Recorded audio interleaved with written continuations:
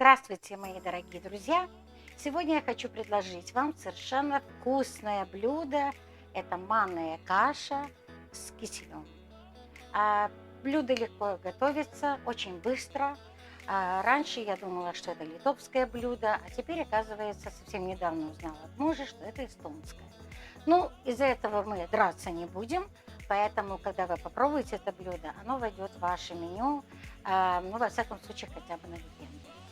Поэтому сейчас мы начнем, и я вам покажу, какие ингредиенты для этого понадобятся.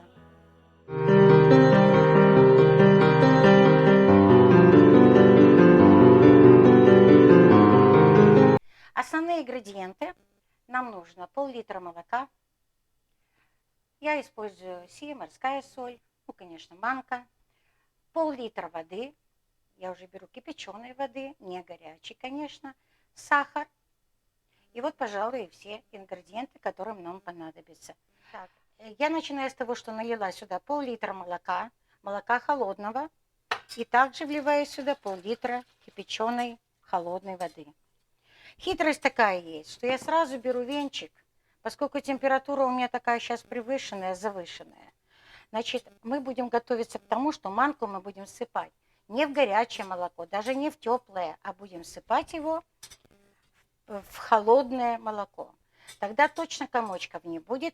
Второе, очень важное, это использовать венчик, чтобы не было у нас комочков.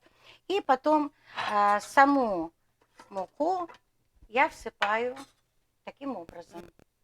Я буду использовать 200 грамм, вот так вот, 200 грамм манки.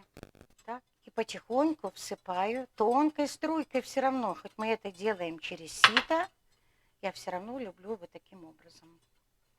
Вот, немножко просеяли и мешаем. Посеяли. Тогда она хорошо проварится. Кстати, хорошо знать, что если вы варите только в молоке манку, даже так не рекомендуется, поскольку по какой-то причине она хуже впитывает в себя влагу, манка, и в принципе ее надо дольше варить.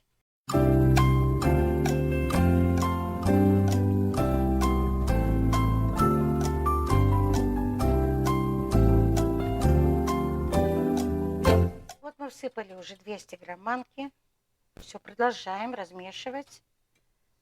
И кладем столовую ложку сахара. Вы кладите столько, сколько вам нравится. Поскольку будет кисель сладкий, значит, нам очень много в кашу не надо. Приблизительно от чайной ложки берем четверть. Вот так. Просто я на глаз уже делаю. Немножко соли. Вот так вот. И все. Теперь мы только наблюдаем спокойно. Размешиваем кашку и смотрим, как она будет загущевать. С момента закипания у нас пройдет максимум от 3 до 5 минут. Смотрите, какая красота получилась. Я выключаю сейчас плиту и оставляю кашу под крышечкой. Пускай она томится. Пока она будет доходить и приходить в себя, мы будем варить кисель. Но у нас еще останется одна небольшая такая процедурка. Нам нужно будет эту красоту, эту кашку вылить в специальную посуду, где сначала она будет остывать на столе кухонном, где хотите. И когда она уже остынет, мы поставим ее в холодильник. Тогда вы сможете уже и, кстати, и резать, и кусочками, и квадратиками, какими хотите формами. Пока наша манная каша отдыхает, набирается сил, я покажу вам, что понадобится для киселя. Я беру такой компот, свои компоты я не ставлю, но мы любим, она немножко и сладкая, и немножко кисленькая, черри-компот. Вы можете взять любую ягоду, очень вкусно еще с клубникой, конечно. Теперь мне понадобится обязательно, когда мы делаем кисель, я люблю добавлять чайную ложечку, может быть, половину чайной ложечки лимонной кислоты. Конечно, сахар. Но и обязательно нам понадобится крахмал. Крахмал нужно будет разводить. Ни в коем случае не разводите горячим составом, то ли водичкой, то ли компотом. Конечно, вкуснее будет, если мы это сделаем компотом. Надо будет все время помешивать для того, чтобы крахмал не оседал. Ни в коем случае крахмал не добавляйте сразу в горячий кисель, горячий компот, извините. тогда сразу она возьмется комком, плюс еще ко всему и пригореть может, поэтому обязательно только его тщательно надо будет размешать. Ну, я думаю, что все хозяйки это знают. Я сюда влила баночку. Баночка с вишней, приблизительно литр. Ну, то, что, так сказать, не хватает, всегда можно долить жидкости, потому что мы не любим очень такой насыщенный кисель, он должен быть легкий, потому что сам крахмал уже сделает его довольно калорийным. Лимонные, просто мы любим эту немножко кисленький. Если вы не любите, не добавляйте. Наш компотик пока будем называть, который должен пожениться с крахмалом и станет киселем.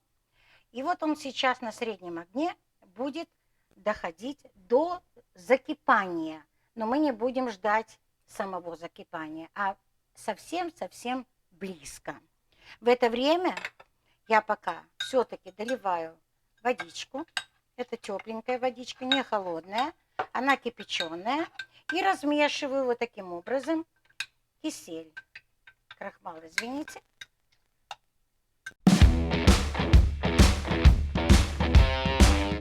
Окей. Компот у нас закипает. Вот, не жду, когда будет кипеть. И с тонкой струечкой я буду вливать его в наш компот. Вот так. И будем стараться, чтобы оно схватилось. Чем дольше оно будет вариться, тем оно будет у нас становиться гуще и гуще. Но ни в коем случае, если уже здесь находится крахмал, ни в коем случае не доводите до кипения. Вот так. Я буду ждать, когда оно начнет у нас потихонечку закипать, и тут же его выключу. Наша красавица. Я переливаю ее, перекладываю сюда в такую хорошую стеклянную посуду. Я люблю добавить, вот только на часть ее совсем, добавлю мяты. Можно свежую мяту, но я обожаю мяту, когда она есть у меня в каше, и когда она у меня есть в мясе, и в рыбе, в общем, везде. В данном случае я взяла только на кусочек, я посыплю вот так вот, просто для себя. Накрываю ее. Вы можете переложить в любую посуду. Друзья, извините, я так увлеклась, что даже забыла с вами попрощаться. Конечно, ненадолго. До следующей недели. Я дальше буду наслаждаться, если вы не возражаете. До свидания.